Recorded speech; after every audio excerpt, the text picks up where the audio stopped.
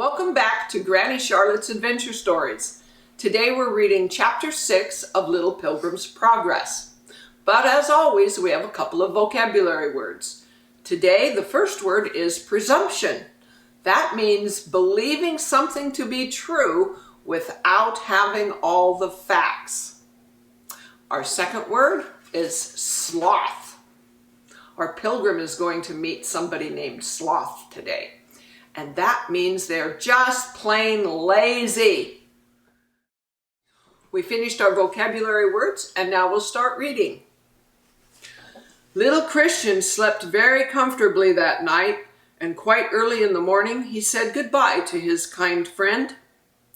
Beyond the interpreter's house, the way of the king was easy to find, for a high wall had been built on each side of the road.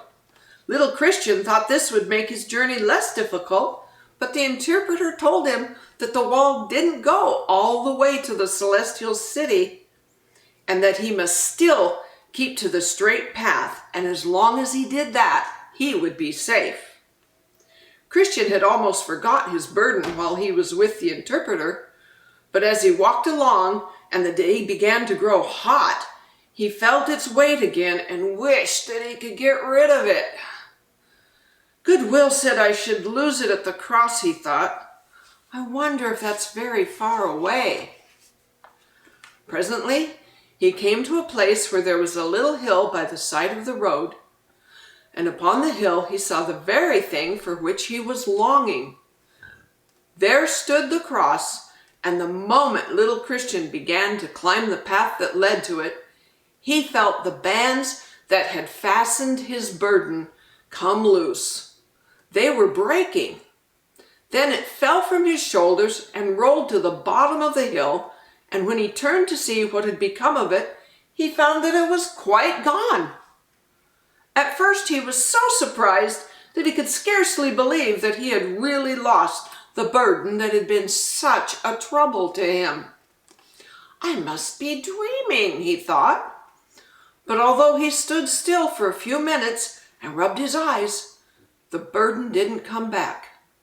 The birds went on singing, and the sun shone brightly upon the cross, and he knew that he must be awake and that the king had really taken the weight from his shoulders forever. And here's a picture of our pilgrim losing his burden at the cross. Now I can walk as quickly as I like, he said, and he stayed looking at the cross with his heart full of joy and thankfulness. I told you before that the king's own son had once come to visit the country in which little Christian lived, but although he was kind and good to everyone, many of the people hated him, and at last they caught him and put him to death in a very cruel manner by nailing him to a cross of wood.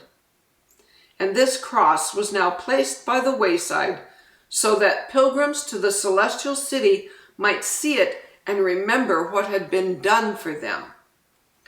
Little Christian had read all about this in his book, and as he stood near the cross, he thought how very good the king's son must be, and he did not wonder any more why Evangelist and the other strangers loved him so dearly and were never tired of talking about him. Perhaps when they were pilgrims they carried burdens like mine, he said to himself. And then, when they came to the cross, they lost them, just as I have done. But I wish the people had not been so cruel to the king's son. And as he looked up to the cross, the tears came into his eyes. Just then he heard a voice behind him saying, "Peace be to you."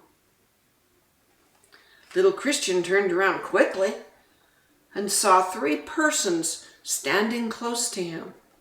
They wore shining white robes, and when Christian looked at them, his eyes felt dazzled as if he'd been gazing into the sun. They must have come from the celestial city, he thought. They are so bright and beautiful. You have often displeased the king, said one of them. But I have come to tell you that he has quite forgiven you, and the naughty things that you have done will not be remembered any more." Then the second king took him by the hand, saying, "This little suit that you are wearing is torn and soiled. The king wishes his pilgrims to wear clothes that are clean and nice, so I have brought you some new ones." And before little Christian had time to think what answer he should make, his little shabby suit was taken off, and he was dressed all in white. Then the third set the king's mark upon his forehead and gave him a little roll of parchment in which, he said, Christian might read as he went along, and he must be sure to take care of it, for he would be asked to show it at the gate of the celestial city. After this, the three shining ones went away, and little Christian was left to rejoice over all that the good king had done for him. Thank you for joining me today. This was a big day in our story. This was the day that Pilgrim left his burden at the cross. Remember, wash your hands, brush your teeth, and eat an ice chip. Today I'm going to have a peppermint one.